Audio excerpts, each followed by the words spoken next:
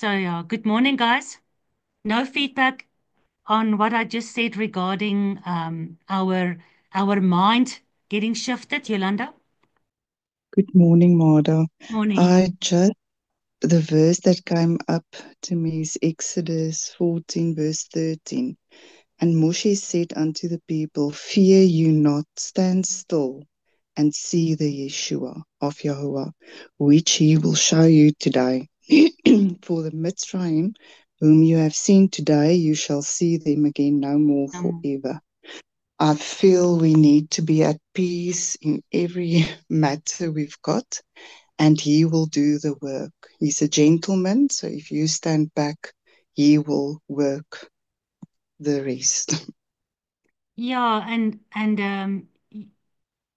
people will look at you if you believe that, and you go through difficult times, and through those difficult times, you actually have put your trust in Him.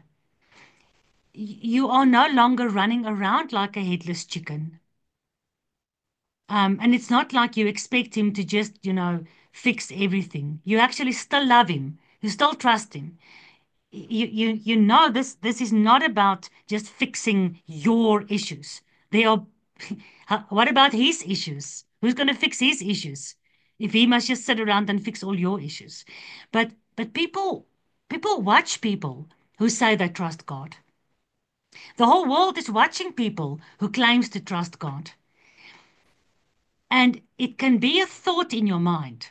I trust God. You can even say it with your mouth. I trust God. But God is watching you in your difficult times. And you know what? The world is watching you. The enemy is watching you. Your children are watching you. How do we react? What do we do in difficult times? Do we show our children and God and the world and the enemy that yes, we are human, we have fear, but with my fear, I now bow before Him because I know whatever is going to happen is is for His bigger plan. It's for a will that is above what I can understand. Even if um, Goliath kills me today, David is not going to just um, let it go. He's going to stand with his fear. He's going to stand for his God, and his God will bring the victory. And like Daniel's three friends says, even if God doesn't bring the victory, even if our God doesn't save us today, we are not going to bow before this demonic idol of yours. And the world was watching them, watching how they were thrown into the fire. And even if they have burned up, the witness that these people has their faith in a God that is much bigger than individual human problems. That's big to us. These people has a faith in him so much that they're willing to die for him. Surely they don't believe in a fairy tale. Surely their God must be real if they're willing to go through this. You go through whatever you go through in your lives, and you've taken your fear and your worries on your knees to your God, and you've fought with him, and you cried before him, and eventually he does take away your tears, and he gives you light in your darkness. He gives you understanding, and you see the world, even your problems, you see it from a different angle, from a different perspective, and people are watching you, and you come out of your prayer closet and you've got peace. You can't pay your bills. You don't have food in the cupboard. You have um, the police looking for you, and yet you've got peace. Who are you? Who's this God that you keep on talking about? So yes, Yolanda, these problems that you see today, God said to Moshe, these Egyptians that you see today, you'll never see them again. These problems that you see today in this world, when God brings His final solution. These problems, you'll never see them again. If we can read everything in the Bible with this mind shift, with this big picture understanding, suddenly the word does come alive. It is not just words written in a historical context. Oh, this happened to Jacob. This happened to David. This happened to Moses. When God gives us this mind shift, which is absolutely grace from Him, everything you read has got an application to you in this modern, scientifical, financial, godless world where we are in. So I'm glad that you're reminded of that verse because it is astronomically powerful. All right, guys, we need to start with our Torah portion. So just want to say welcome again to everyone and good morning to those that I haven't greeted yet. May you have a blessed Shabbat. We have a long weekend thanks to the pagan holidays. So I hope that you will enjoy your rest and being with your family. Can I ask one of the men that is currently online to please open for us with prayer? Morning, everyone. Let's close the eyes in prayer. Thank you, Father God, for this opportunity that we have to share your word with each other. Thank you that we can help each other in difficult times to keep each other up. And let's trust in you. Remind each other about that. Everything that's going around us can distract us so easily. But Father, thank you that we can always come back to you. Help us, Father, to stay with you and don't come back to you, but stay with you. Go with us in this morning's discussion so that we can share it with each other, and let's get fed with your word and the bread for everlasting bread. Thank you, Father. Bless this meeting. Thank you. Amen. Amen. Amen. All right, guys, Torah portion. Pamela put it up for us. It is a double Torah portion. And like always, we will probably not even scratch the surface. Leviticus 9, all the way to Leviticus, to the end of Leviticus 13. And then 2 Samuel 6, 2 Kings 4, Matthew 3, John 6, Hebrews 7, and Matthew 8. That is the 2 weeks double cycle Torah portion. So, yeah, you guys work through it at your own time and you enjoy working through it. Try to see as much as you can about what God is trying to teach you through these Torah portions. Today, when I read just the very first word or the very first verse of today's Torah portion, it already struck me what we are talking about. And we will not get much farther than just the beginning of this Torah portion. The Torah portion together with the other verses I'm giving you, as we're reading it together, I do want to ask you one thing. I want to ask you to start making a list of what we're talking about today, the characteristics of God. It's actually so interesting that we spoke about who is He while we are going through this world, this temporary world. Who is this God? We're going to look at something today that doesn't seem to be God. You know, we're going to talk about the fire. We talked a lot about the fire in the previous session when we compared the Ruach HaKodesh, who is the fire. But it's not even beginning to understand the total complexity of this word fire in terms of who this God is. So maybe grab a piece of paper and a pen. And as we go through these verses, I want you to write down, you know, verse by verse, write down what is it that you are learning about this fire. And you write down the characteristics. And when we're done, then we read all that back to each other. And let's see what God is teaching us about who He is. So, Leviticus 9 from verse 1. Leviticus 9, verse 24. And there came a fire out from before Yahuwah, and he consumed upon the altar the burnt offering and the fat.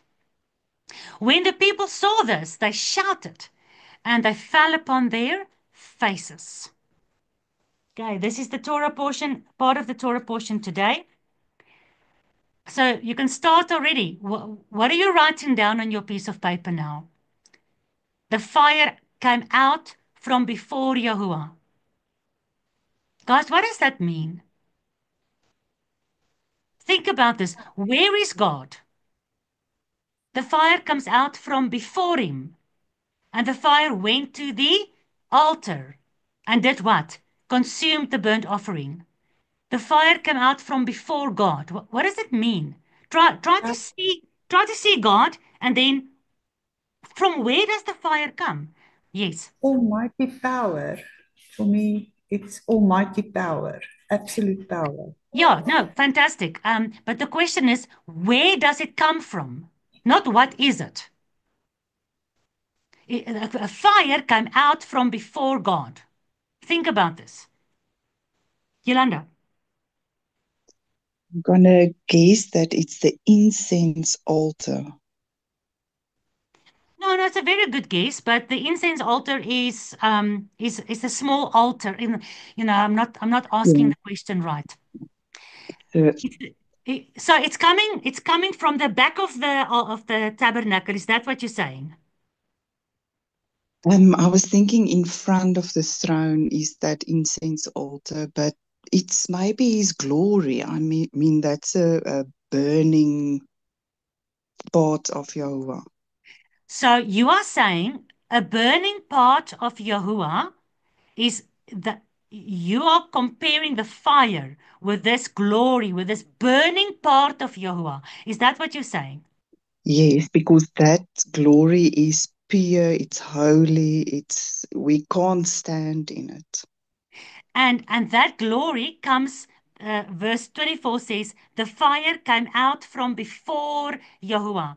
So if we change the word fire to the word glory, consuming glory, where does that come from? Before Yahuwah. It came out from before Yahuwah. Dani. Mada, Yolanda was now at the tabernacle, but he's sitting on his heavenly throne, and in front of the heavenly throne is flowing that river from his throne. Nee? So isn't it coming? Then the river, which is living water, is also this consuming fire, which is coming from him. Well, the Bible does say, my word is like fire. The Bible says my word is the living water. So I see exactly what you're doing. Once you understand the entire Bible and you understand the word is water, the word is fire. So the fire can be the water. Absolutely. Makes 100% sense. None of what you've said this far, none of you are wrong. It's all right. Whether we see him, Jana Marie, on his heavenly throne, or like Yolanda in the tabernacle, it's the same place. Because when he was in the tabernacle, we've got a heavenly tabernacle and an earthly tabernacle. When he sits in the earthly tabernacle, it's like he sits in the heavenly tabernacle, the same place.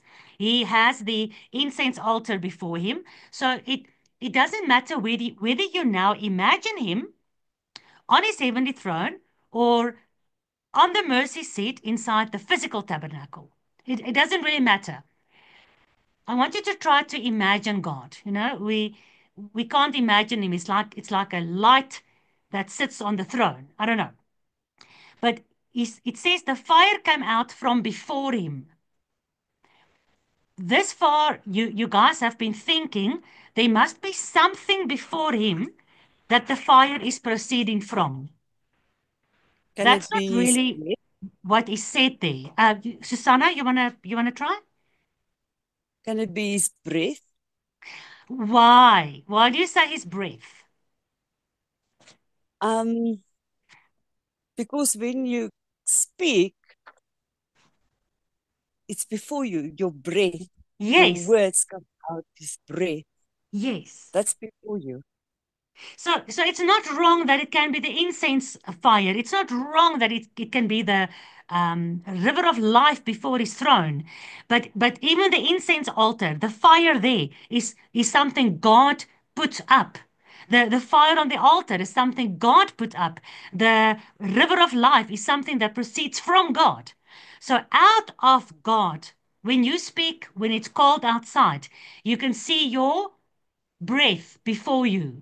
Because it's right here am I, and my breath goes out, and I can see my breath before me. So it's the same with God. When God speaks, remember last week we discussed how the Ruach is that fire. And what is carried on that fire, on that breath, on his Ruach?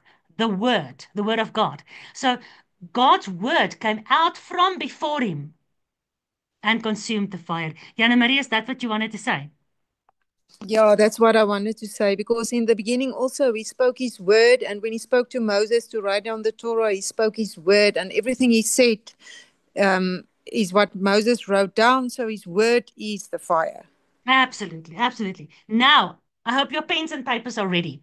So, I'm going to give you some cross-reference verses that as I was reading this first verse this morning, just verse 24, I read this and I got flooded in my memory and in notes that I already made in my Bible about this verse that just wants to explain to us a little bit more about who is this God? What is this God?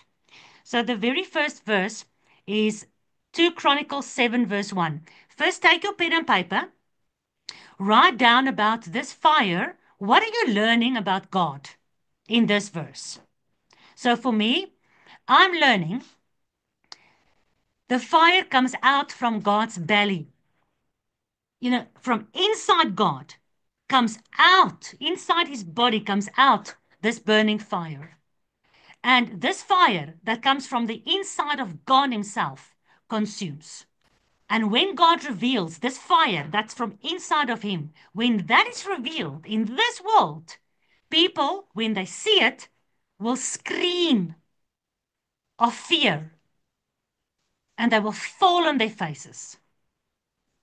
So I don't know anyone, and I don't think you guys know anyone who has ever worshipped God in this way, where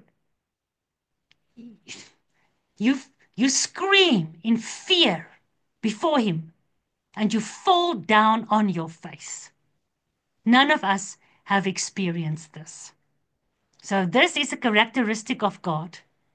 The people in the Old Testament experienced this. And I know from scripture that in the end days, people are going to go through this. The Bible says every knee will bow, every tongue will confess. But it will be just too late because the very next second they will be destroyed by the fire that comes out of his Belly. Out of his mouth. belly. Mouth. But before it comes to the mouth, it's in his belly. It's in his inside. So the Bible says in Revelations, when all the people have gathered around Jerusalem, fire that proceeds from God comes down and burns it all to ashes. God burns the entire earth to ashes. And then he makes the new heaven and the new earth. That's what I learned from Leviticus 9, verse 24. All right, come with me to 2 Chronicles, chapter 7, verse 1. Who will read that for us, please? It's on the screen, so somebody can just read for us, please. Now, when Solomon had made an end of praying, the fire came down from heaven and consumed and burnt offering and the sacrifices, and the glory of the Lord filled the house.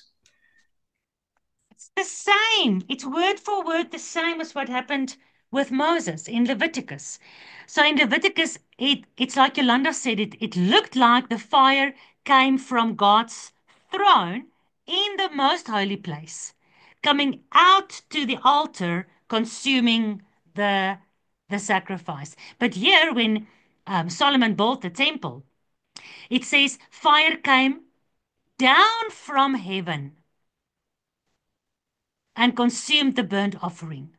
So that's what I said. Whether we see God on his throne in heaven or we see God on his mercy seat throne inside the tabernacle, it is at the same time, it's the same place.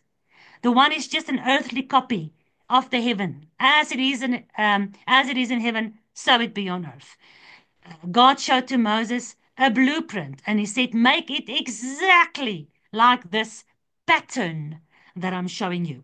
So with Moses, it came from the most holy place, and with Solomon, it came down from heaven, from the same place, from the most holy place, from before God, because it is from the mouth of God.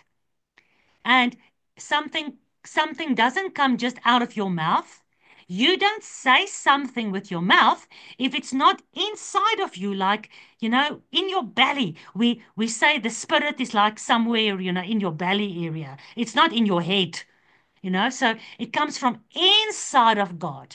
That fire that burns in God comes out from before him and consumes that which we put before him on the altar. Yolanda.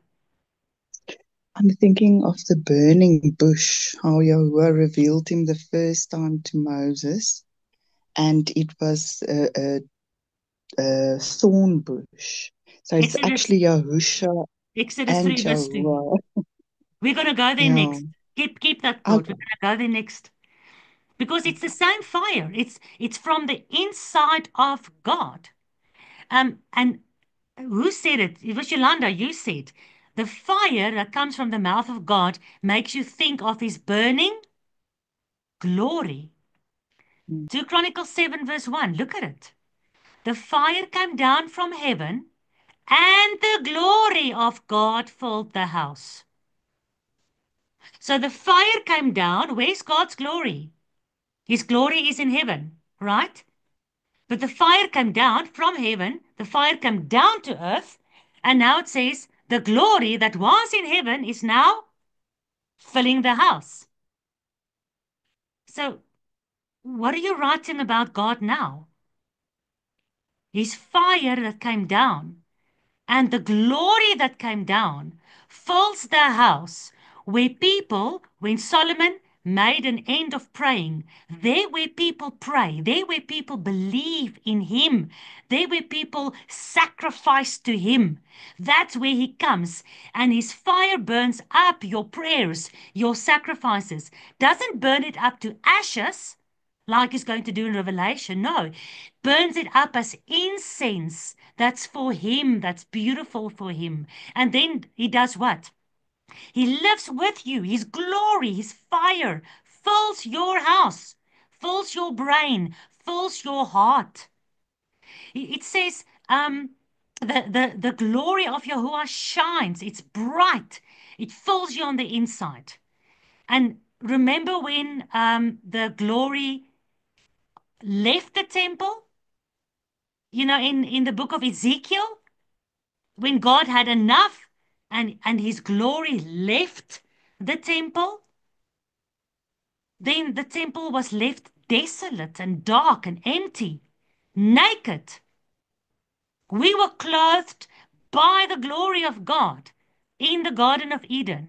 We didn't even know that we were naked because we didn't see any shame, because the glory of God filled us, was inside of us. We lived in it. We lived by it. We lived through it. We were the glory. We were the crown of his glory, wasn't it?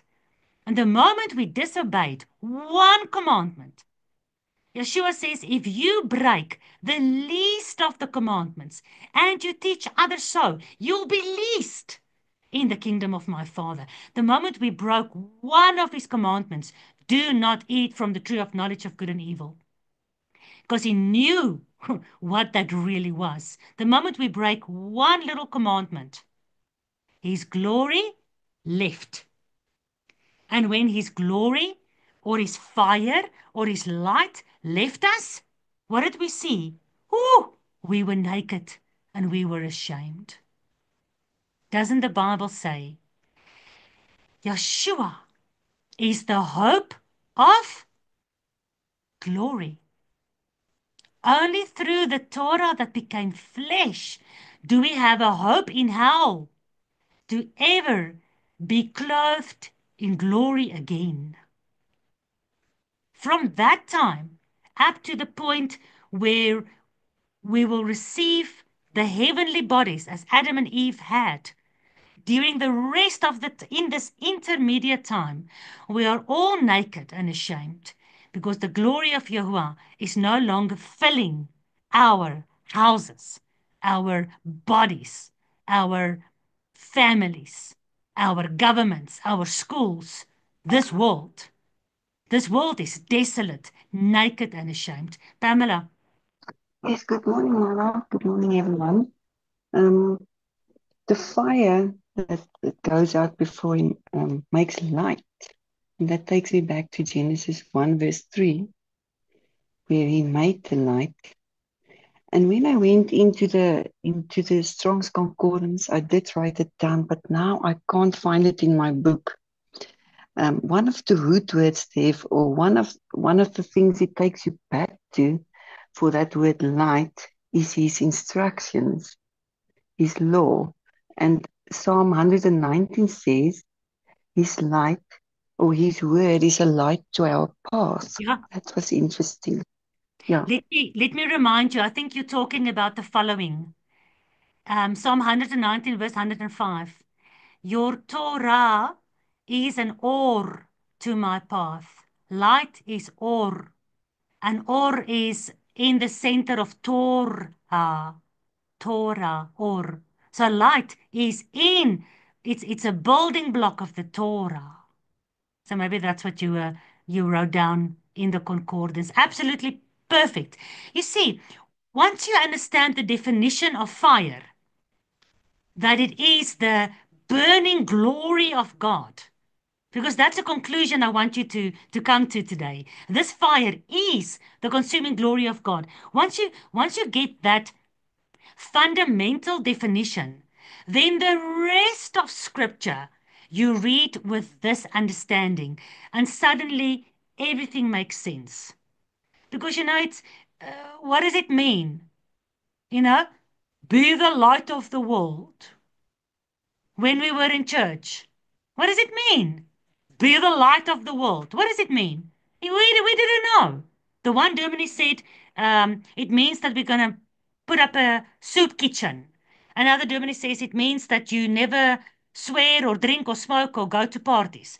In your head, it means that you keep yourself holy. You don't sleep around. Whatever. You witness. You tell people about the love of Jesus. All of those things are beautiful, but it is still human thought.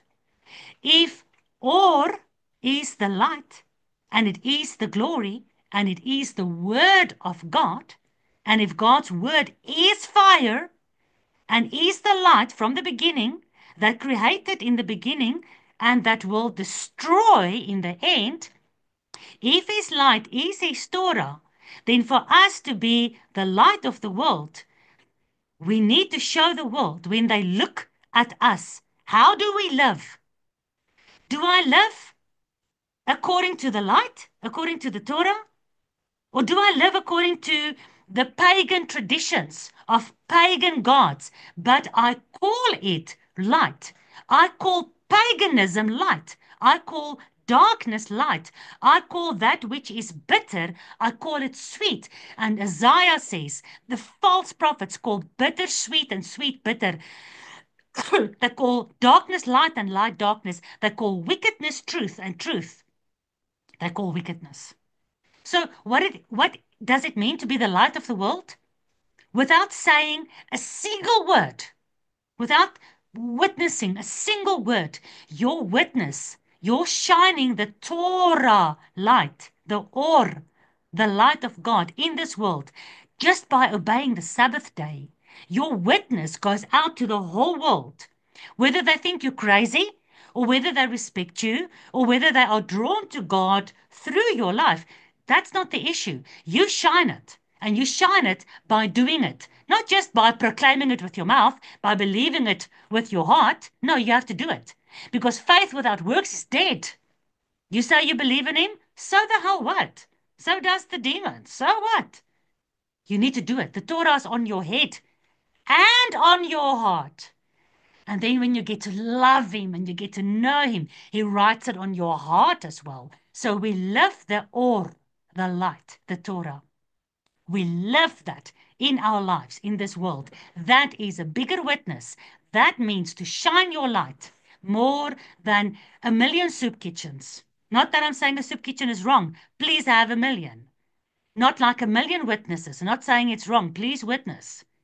All these things that we do that we think it means to be light. Don't stop doing that. It's good. But Joshua said, above that, if your righteousness is not more than the Pharisees, then you would have missed the kingdom. The Pharisees said they give their tithing, they look after the widow and the poor, they do this, they do that. Joshua never said that's wrong. He said you are doing that because you think in that is your salvation. No, your salvation is in God, who is this fire, who is this light. God is his word. In the beginning was the word. The word was with God. The word was God. And the word was the light of the world. And the light came down into this world, and the darkness could not comprehend it. They could not understand it. So you do all the good works. Visit me in prison. Give me water when I'm thirsty. Give me food when I'm hungry. Give me clothes when I'm naked. But your witness is not in the works that you do. Your witness is when people look at you, they see the light. They need to see God. They need to see the word of God, not in what you do and people see you. Your true witness is when what comes out from you and out from your mouth and out from your actions, if that is the same fire that came from out of God through his mouth, his words, and everything he did. Sorry, I'm thinking about the 10 virgins. They had to have enough oil, and so the lamp could burn when the bridegroom comes. And then it also came up that the kingdom of Yahuwah is in us. And then that just made things more So what is clear, the more fuel? light. What is the fuel for the fire? It's the oil, the ruach. Yeah. So We what is the have to fuel? keep it burning. Yeah, you have to keep it burning. And like we said, And if you guys don't remember the previous session, we talked about the false Holy Spirit and the real Holy Spirit. We don't trust the Holy Spirit. The Holy Spirit, it's not God, the Holy Spirit. It is the Holy Spirit of God. We trust God, his Spirit, combined with his word. That is the fuel for our fire. But we don't trust in the Holy Spirit alone, because then we trust in our thoughts and our feelings. But yeah, that's beautiful, Yolanda. That's true. So what do I write down at 2 Chronicles 7 verse 1? In Leviticus 9 verse 24, God consumes only that which is acceptable to him. In 2 Chronicles 7 verse 1, God confirms and accepts only that which he burns when it is acceptable to him. Why do I say confirm? Because the fire came down. The fact that the fire came down and accepted the burnt offering of God's people, and then God chose to put his glory in the house, his glory filled the house. That means, God's fire confirms that which is acceptable to him. And then he lives with us, with those people. His glory, which is his fire that came down, now lives with us. He confirms through his fire. He accepts through his fire. He confirms through his fire. Judges 6 verse 21. Who's going to read for us, please? Angel of the Lord put forth the end of the staff that was in his hand, and touched the flesh and the unleavened cakes.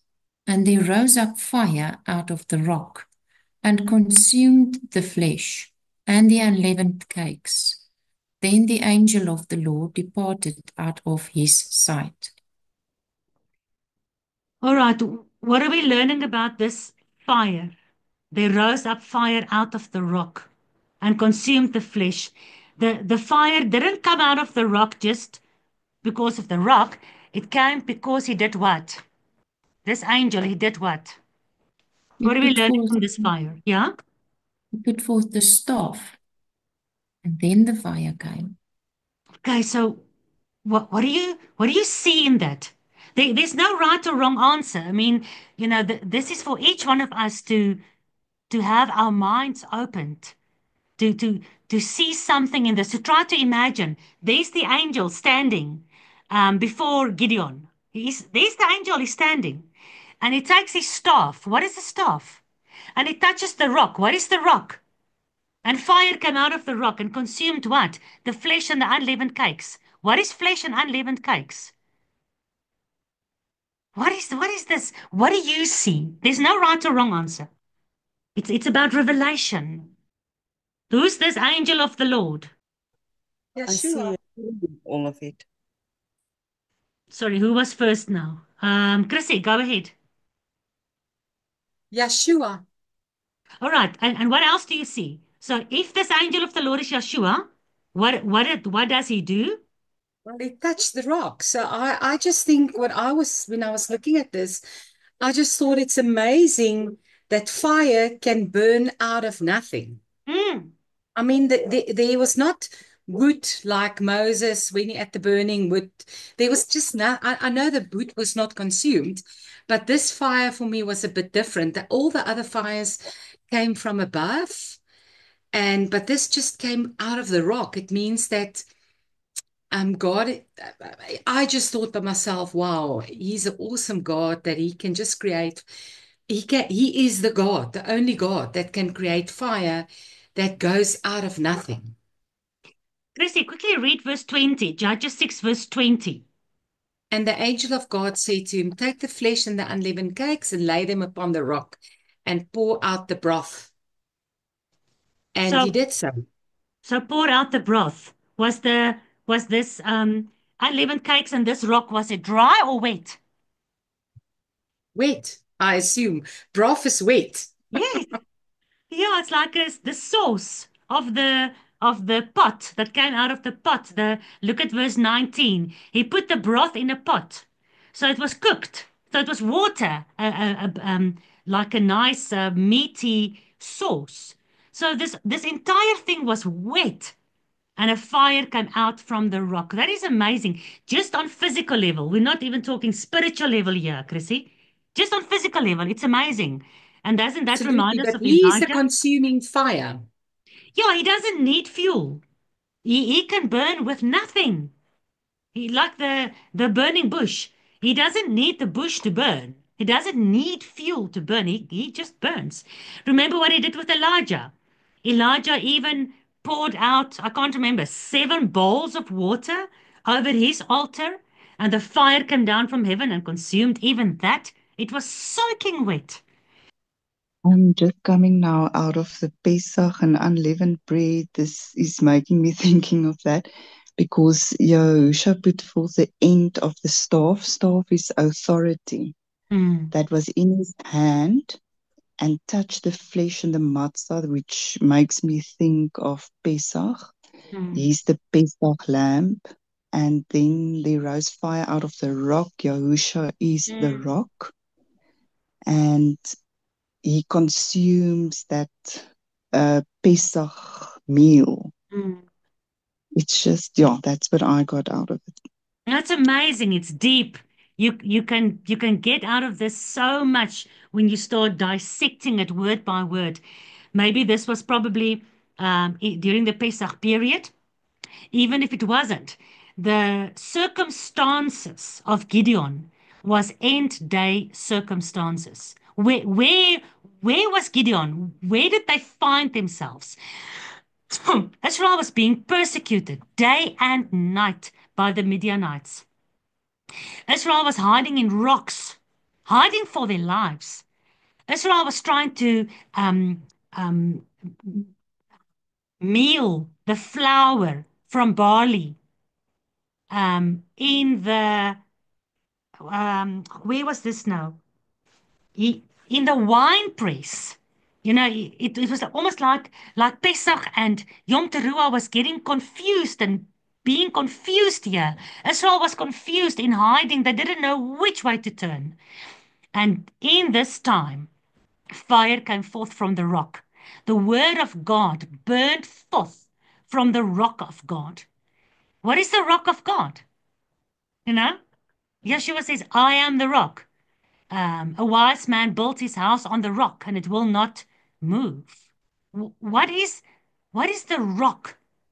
Because if Yeshua's word, if God's word is Yeshua and Yeshua is the rock, it means the word is the rock. It means the Torah is the rock.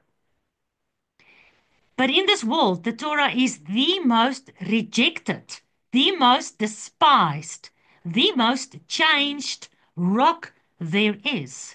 The Torah as a rock doesn't even exist in the world anymore. But yet, every morning when I get up, I see that the sun have risen and is making light during the day, just as God commanded in the beginning. So every day, every second of every day, every human being witnesses with their own eyes that the original Torah is so fundamental. God's words, His commandments to the sun, the moon, the stars, is so fundamental. It's such a rock. It hasn't moved 1 inch in 6,000 years. So we are all a witness that the fundamentals of His words, as it is found in the beginning, is still being proven today, unmoving, unchanging, eternal forever. The world can take that which happened in the beginning and change it and call it evolution and call it a global cosmology and call it a fairy tale and change it and make it something totally different than it is. But that doesn't change what I see with my own eyes every single day of my life. Because what He spoke has not changed even a millimeter. Otherwise, the sun would not come up every morning as He commanded it. So His word indeed is the rock. And here, if it's Yeshua, this angel of the Lord that accepted sacrifice. No angel can accept sacrifice, but this angel did. And Gideon spoke to this angel as if it is God. So if this is Yeshua, what did Yeshua do with his fire?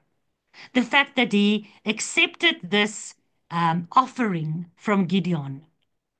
What was he busy doing? He was busy calling Gideon. You know, called out once, Kahal church. He was busy calling Gideon out from hiding. Come out from the caves, Gideon. In my name, Gideon. Go break the altars of the Midianites, Gideon.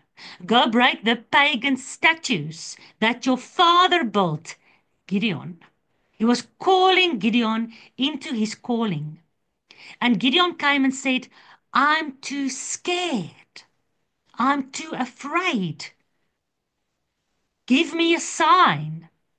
And this gracious God was willing to give him a sign.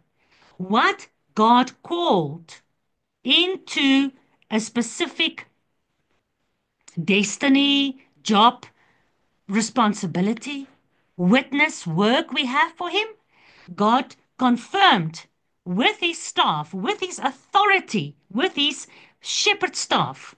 He confirmed that by being the consuming fire that accepts the sacrifice of Gideon. So this verse teaches me God confirms what He chooses. So in Leviticus 9, God God accepts what he consumes with his fire. In 2 Chronicles, God confirms what he consumes with his fire. In Judges 6, God chooses and confirms his choice by showing us his fire. Whatever you want to write is also true and correct. So you guys need to share that with me as soon as we're done. Exodus 3 verse 2. Yolanda already talked about this. The angel of Jehovah appeared into him in a flame of fire out of the midst of the bush. And he looked, and behold, the bush burned with fire, and the bush was not consumed. Oh, there's a million things in here. But I mean, the one thing that I'm trying to teach people, and this is why I talked about the finances this morning as well. If we are not now, while everything is still going well, Yeshua said, work while it is light, because the darkness will soon come and then we can't work anymore. While we are now still being trained, if we are not going to allow this fire to come on the inside of us and change us from the inside and give us that mind shift and opening our understanding of this bigger picture, if we are not going to be dying to ourselves and let the fire of God, John the Baptist said, I baptize with water, but the one that comes after me will baptize you with the Spirit and with fire. And the Spirit inside of us changes us, kills the natural man, the sinful nature. If we are not being consumed by God's fire now, we will be consumed by God's fire on Judgment Day. And look at this beautiful thing that I see in God's promise. Look at your own Bible. Take your pen and underline this. The bush burned with fire.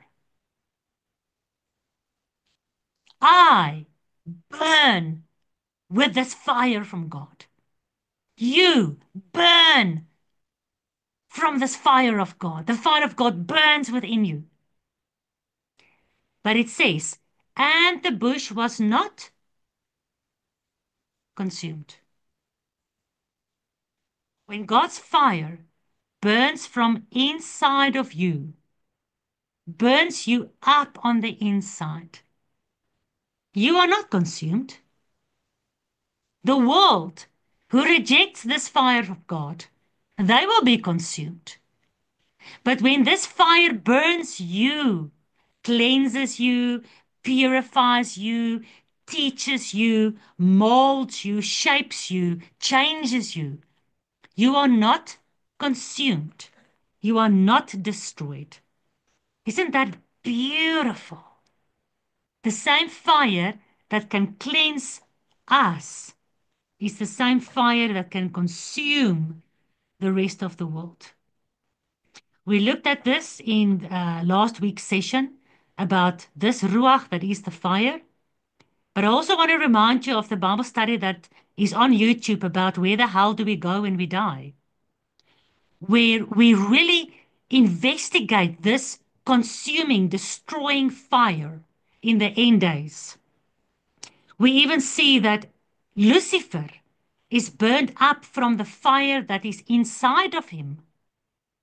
The fire proceeds from inside of him, consumes him. Because Lucifer was a what? A covering cherub.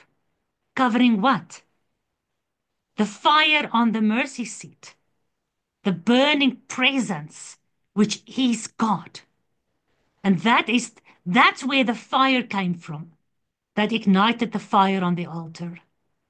So the angel of Yahweh appeared unto Moses in a flame of fire.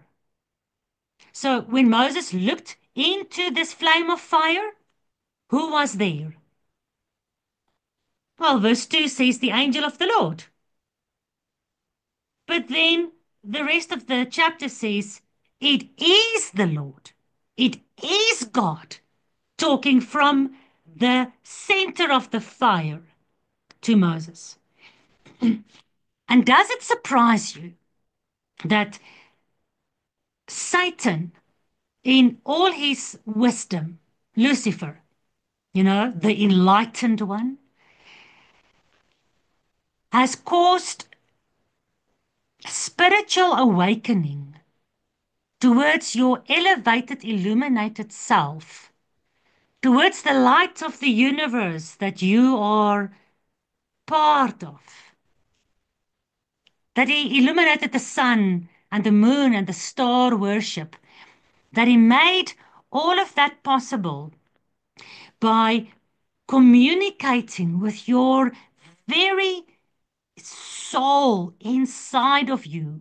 When that soul inside of you is illuminated to be one with the light of the universe, when you spend time looking into a fire, the best way to go into a deep trance or deep meditation where your spirit is lifted up and you see in the spirit world is when you meditate on fire, when you look into fire and you start seeing the life. You know, have you watched a flame for a long time? You feel like you are drawn into that fire. I know, because Yahweh allowed me a short little window period to go into the New Age. And being hypnotized by that flame. There's orange, there's purple, there's blue, there's yellow. It's not really red. All these other colors, when they mix and they coil together, you get consumed, you get hypnotized, you get absorbed by that.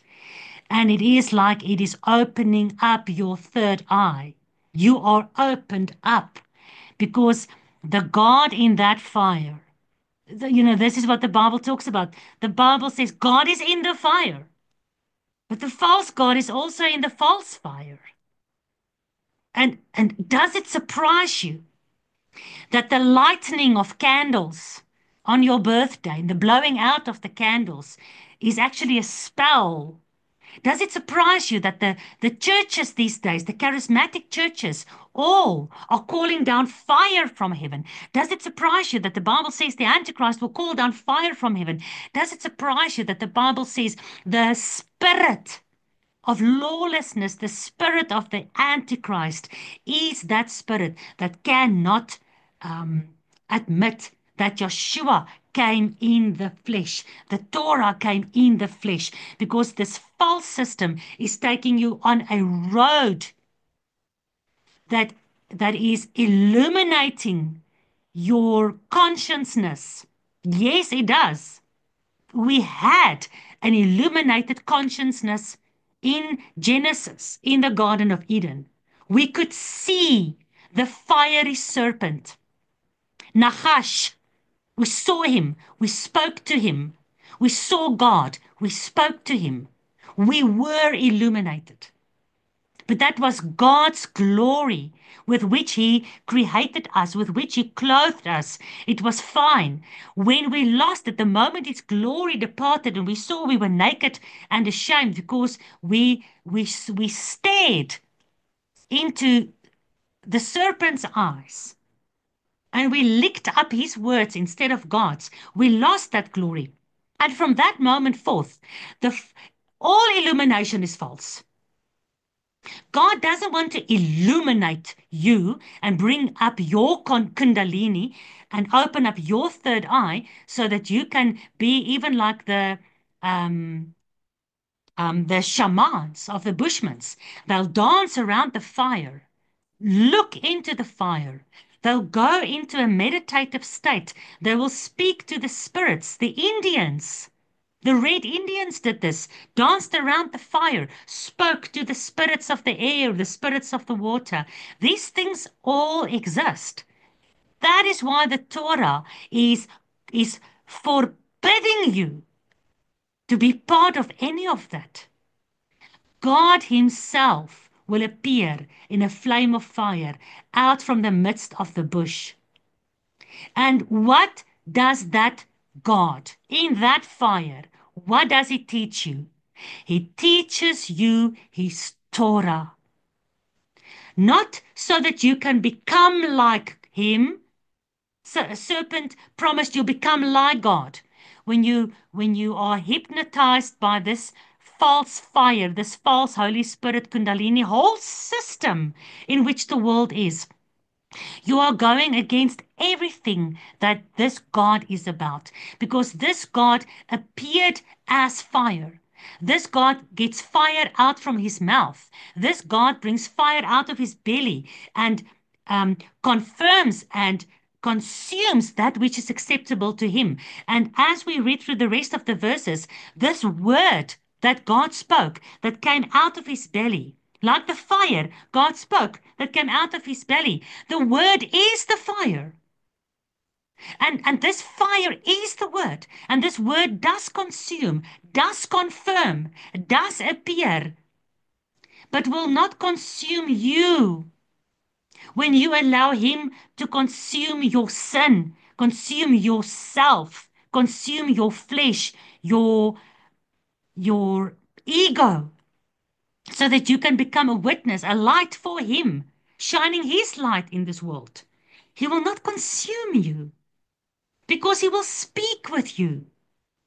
He will come out from the rock, even if the rock is wet with the broth of your sacrifice, with the tears of your sacrifice. He consumes your sacrifice. He does not consume you. He calls Gideon to go and do the work of restoring God's Torah in a nation that was busy worshiping Dagon and Baal. And they were still doing it. Let's try to finish all the verses. Exodus 13, verse 21. Who will read for us, please? Exodus 13, verse 21 and 22. It's on the screen.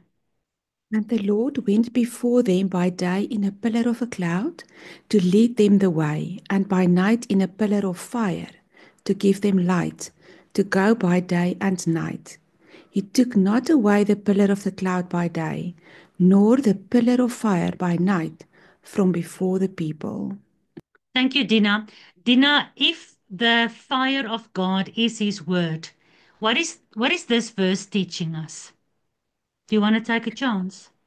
Yes, I think it is his word that is leading us where we need to go, and his word is then the Torah. And he will not take away it before us.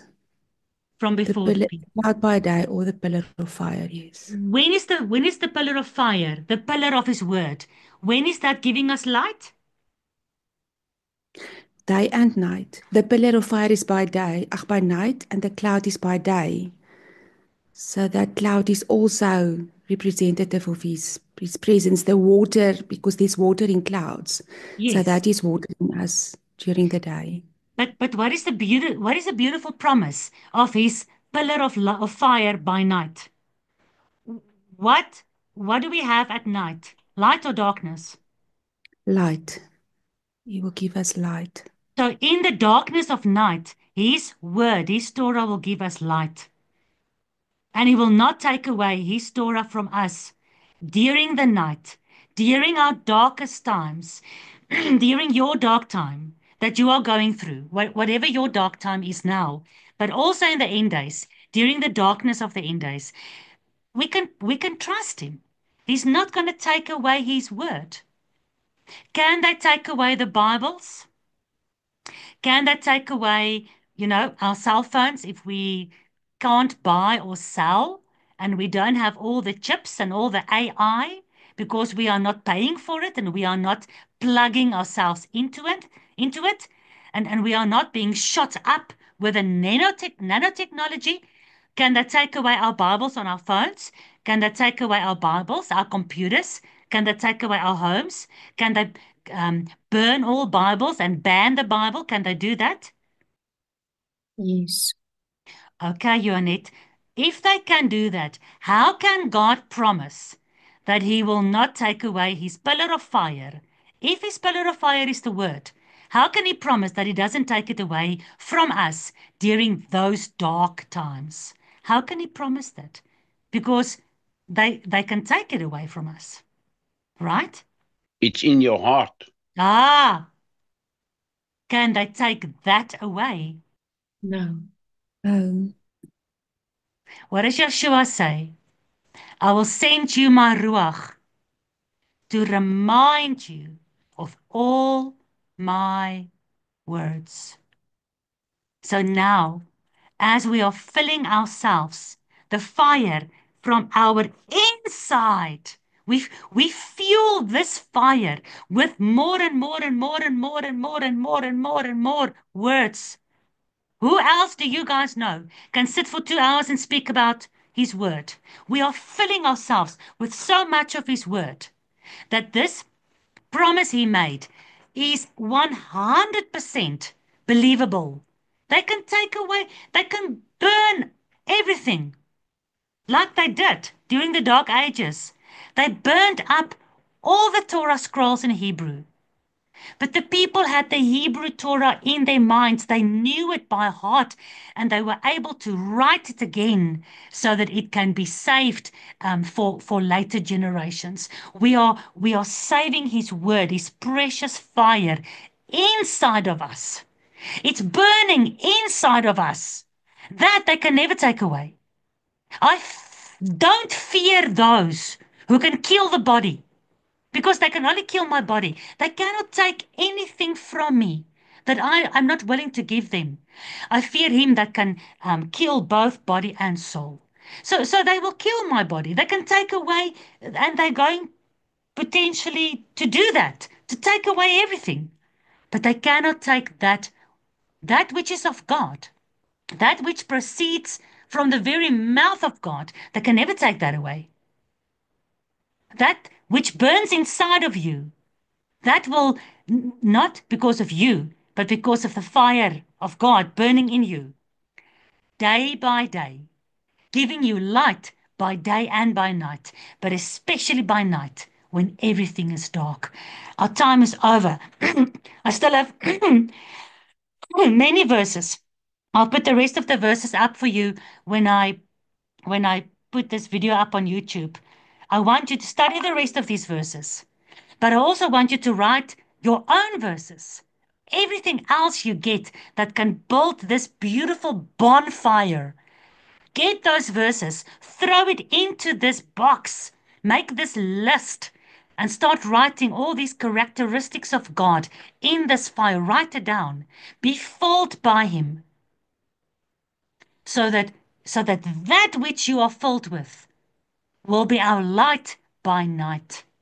And he will not ever take it away from us. And neither can the Antichrist, neither can the beast, neither can Satan, neither can the horde of Babylon, neither can the government, neither can your friends or your family. They cannot extinguish the unquenchable fire inside of you. So therefore I want to end with Luke. And who's going to read for us? Luke chapter 24, verse 32. And there were also 2 other criminals led with him to be put to death. Luke 24, verse 32. Oh, sorry, I wanted to say it doesn't make sense. And they said one to another, did not our heart burn within us while he talked with us by the way and while he opened to us the scriptures? Wow. If everything I said this far is true, and God, his word, God is his word. Hou nou op julle honde. When he burns inside of us, the Bible says deep calls to deep. Have you read that? Deep calls to deep. What is deep inside God, if that is deep inside us, then that deep in us calls to that deep in God, because that fire came from God's belly through his mouth. And if we accept that, he talked with us. Yeshua is the word. He talked with us by the way. and he opened to us the scriptures. Was Matthew, Mark, Luke, John, Galatians, Ephesians, Colossians, and all those letters written yet by the time of Luke 24, just after Yeshua's resurrection? No. So No. what did he open? The scriptures. What were the scriptures? The law, Old Testament. the Old Testament, the law, and the prophets. So when our eyes are open to the scriptures, we hear him talking, we shema his words on the way. He is the way. Your Torah is the way. Your Torah is truth. Yeshua is the Torah. Yeshua is the way. Yeshua is the truth. In the beginning was the Word. The Word was with God. The Word was God. The Word was the light that everything was created by, that came to the darkness. The darkness wants to kill the light. Darkness will always want to kill the light because the light is a threat. But that light burns where? Luke 24, verse 32. Where does that passion for God, when he opens the scriptures to you, when he talks with you and you listen, what burns inside of you? His fire. Did not our hearts burn within us when we heard the word of God in the flesh? We thought he was dead, but he's alive. The world thinks the Torah is dead, and they act as if the Torah is dead. And the Bible says, the fire from the mouth of God will consume them. The result of rejecting his law, which brings us to his salvation, is eternal death by his fire. That same fire that burns within us, but like the bush in Exodus 3, does not consume us. It changes us. It changes us from glory to glory.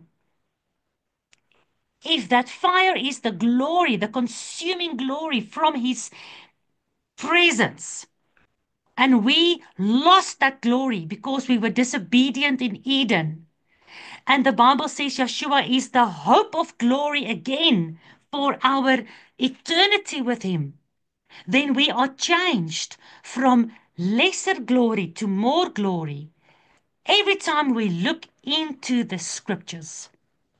And he opens the scriptures and he talks with us and he explains to us, reveals to us all the prophecies, the promises, the commandments, the warnings, all the truth in scripture as we read it, and it's just opened to us. And our hearts burn within us. What is in our heart that is burning? Didn't he say, I'll give you a new heart? I'll give you a new spirit? Doesn't his new covenant mean that he writes his law on our hearts? And if we say his word is the fire, and his word is him, the fire is him, but it's his word, what did he write on our hearts? His Torah. What is burning inside our hearts? His Torah. Why will his Torah burn inside our hearts when we hear his Torah that became flesh speak to us? Because it's deep calling to deep. It is the same thing calling to the same thing. It is kind, finding kind. It is like he said fundamentally since Genesis. The seed is in the flesh of the fruit and will plant voort and will increase kind after its kind. So Reproduce. Reproduce. It will reproduce. Thank you, Thelma. only after its kind. So the same kind that is found inside the belly of God, that comes outside of the mouth of God, is unchanging. And if that reproduces light inside of us, the light in us must be reproduced after the same kind of light in him. Cannot be different, must be the same. And if it is the same, and our minds gets shifted, we just do not look at the world at all in the same way. We cannot ever look at problems in the same way. We cannot ever look at difficulties or persecution or hunger or famine. We cannot ever look at that in the same way. Because that deep, which is above our understanding, listen, it's not as if we can comprehend it. You know, one of the verses is, he calls us out of darkness into light. And listen, we are still in darkness. Paul says we only see dimly. We don't see everything yet. So his thoughts are higher than ours. We don't understand everything yet. But his wisdom, his light is inside of us. And although we don't understand it, Yeshua says, my Ruach will remind you. My Ruach will teach you. I'll be with you. I'll never leave you. That which is inside of you will give you light all throughout your 40 years of wilderness journey in the dark. Although we don't understand, he says he hides these things from clever people anyway. And he reveals it to babes, to children of faith. So yeah, these Torah portions are like a deep fire. And one day, you and me and all of us must sit together around a fire. And we just sit there. And we look into these dancing flames, not like the pagans, not like New Age, not like the dancing goats that took that girl from, what was that? The Chronicles of Narnia. Very, very revealing movie. But those flames took her into a spiritual world where she got exposed to the goats, the dancing goats, which Yeshua says, here at the gates of hell, at Pan's temple, I'll build my church on the rock that is fundamentally the same witness as it has always been since the beginning. You, Yeshua, are the Messiah. Amen. I'll send you the rest of the verses. Please continue the study further. Find out everything you can in the Bible, from the light, everything you can about the fire. But always look at where God explains that the very first time, so that we have the basic fundamentals of that, so that your definition of it is right. And then you read the rest of these scriptures and they just roll over you like when you stand in the ocean and it's just wave after wave after wave. And we are just overpowered, overcome by this fire burning from inside of us. Thank you, guys. Thank you very much. I'm hoping one of you will please, one of the men, close for us again in prayer. If there's any feedback, let's have your feedback, your comments before we pray. And then when that's done, let's finish this together with prayer. Thank you, Mara. I want to say something. You talked about the nakedness and the esteem, and it reminded me of a verse, and I think that is most probably the scariest verse if we look at what's going on in the world today. And it's coming from Devarim, Deuteronomium 28, verse 47. I want to read it. Because you did not serve Hashem your Elohim with joy and gladness of heart for all the plenty. You shall serve your enemies, whom Hashem sends against you, in hunger and in thirst, and in nakedness, and in need of all. And he shall put a yoke of iron on your neck until he has destroyed you.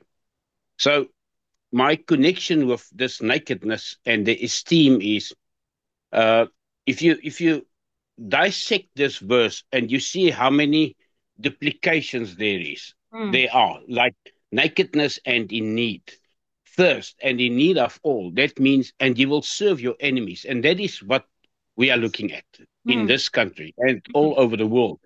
So you cannot serve with joy and gladness for all the plenty means basically being obedient and live for him day by day. And if you are in need and naked, it means his esteem cannot be with you. So it all boils down to obedience. He will take away that glory and esteem if you disobey him. That's the one that I want to drive through. So this is scary to realize that this is what's coming to us because, and it is coming to us. It is because we are not obedient. He will take his esteem and his glory away.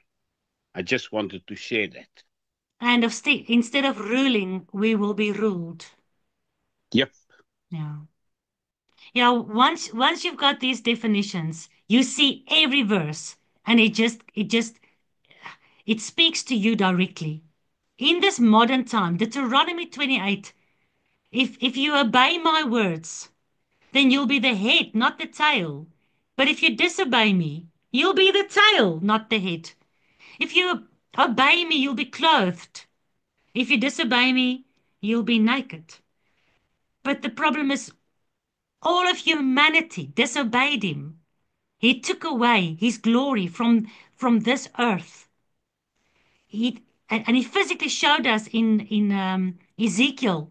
He took his glory from the east gate of Jerusalem, and it departed, and it went back into heaven. And the angel said to the disciples, as you see him going up to heaven, so you'll see him come back down. And where does he stand when he comes back down and his feet touches Mount of Olives? Where's Mount of Olives? On the east side of Jerusalem. And where will he come in? Why did they close the eastern gate? Because Zechariah says the prince will come in at the eastern gate, and the glory of God will fill this earth again. And only those who has the glory of God inside as the burning fire can be part of that kingdom. So it's important to search out these things and make sure that the same fire that burns on the throne of God burns inside of you. Otherwise, our enemy will rule over us. Not only in this country, not only the actual government of this world, but our actual enemy, which is your sinful nature that wants to obey Satan. That will rule over you. That's why Paul says, die to your sinful nature. Kill your sinful nature. Ask Yahuwah's fire, his word, to kill your sinful nature inside of you. Take captive every thought that comes into your head that is against the will of God. Kill it. The more you do, the more God's word can fill you on the inside. And the quicker you are to fight against yourself, it's our biggest enemy. Mara, I was thinking about that the fire that was on the rock with the broth on it. I'm thinking about the Torah written on our inner parts, and our inner parts are wet, and His fire is still inside of us. Yeah, you're thinking about the Psalm, where I think the psalmist says, your Torah is in my inward parts. It's like it's in my kidneys and my liver. It's filling me on the inside. It's written on my DNA all over. And yeah, it's wet. Yeah, it's amazing. Thanks, Pam. Sorry, I'm just thinking the word for women is Isha and for men Ish. So we have his fire in us with the breath that he breathed into us. So we can either destroy each other or we can have a bigger fire if we've got him as foundation. And also the heavens is Shamayim, the water fire. And then you get the hail one day that's going to be the fire mixed with water. There's so many fire. Yeah. Listen, we can go in a million rabbit trails. That's why I say you have to continue. Keep these notes. And as you go through the rest of your life and you do your Bible study, you can just add and add and add. And yeah, of all the words God could have chosen for man and woman, he chose Ish and Isha. So this fire with which he made us, his own fingers, his mouth, his breath, his words, his life, his light, all that, he's even showing us, it's you, man, it's you, woman. But the world has become so blinded because they've been staring into the false Kundalini fire for way too long. Who will end for us and give praise and worship and glory, fire, esteem. Who will give esteem to Yahuwah for us in prayer, please? Abba Father, we thank you for this day of rest. Thank you that you made the Sabbath for us. We are also thankful for the day to reflect on you and your fire. Thank you that we know whatever is happening in the world, that we can, like a dove, put our focus on you and know that you are in control. Thanks for giving us that peace in our soul so that we know you have this plan for us all along. This is just maybe another test to go through and see what we choose. Everything is in our choices. Help us to feel your fire and to work with your fire and not against it. And thank you for Mada bringing us together, giving us this opportunity to speak your word. And we love you with all our heart, all of our soul, and all of our being. And thank you that you are our King. Hallelujah. Amen. Thank you. Thank you, guys. Thank you for your time. Thanks for your prayers. We all pray for one another. Thanks for joining today. And we'll see you all again next week. Shabbat Shalom. Shabbat Shabbat Shalom, Shalom. Yolanda. Thank you very much. Shabbat Shalom almal. Geseënde week. Shabbat shalom. Dankie, Moda. Mooi bly daar julle almal. Bye. Shabbat shalom. Dankie Moda, dankie almal. Dankie julle almal. Heerlik om julle te sien. Bye.